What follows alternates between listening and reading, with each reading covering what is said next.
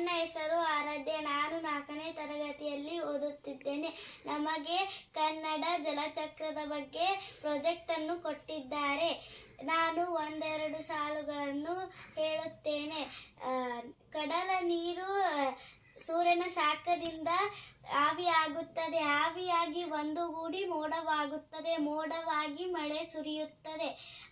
ಮತ್ತೆ ಕಡಲನ್ನು ಸೇರುತ್ತದೆ. ನಾನು ಈಗ ಒಂದೆರಡು ಸಾಲುಗಳನ್ನು ಪದ್ಯ ಹೇಳುತ್ತೇನೆ. ಕಡಲ ಜಲವು ಕಾಯ್ದು ಕಾಯ್ದು ಆವಿಯಾಯಿತು. ಆವಿಯೆಲ್ಲ ಗಗನದೆಡೆಗೆ ತೇಲಿ ಹೋಯಿತು.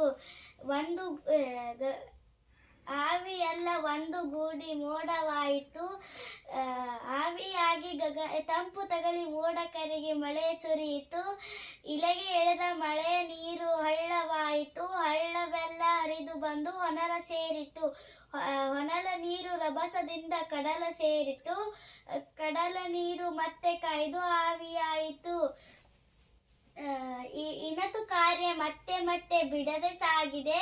ಜಲದ ಚಕ್ರ ಇಳೆಯ ಮೇಲೆ ನಿತ್ಯ ತಿರುಗಿದೆ. Thank you.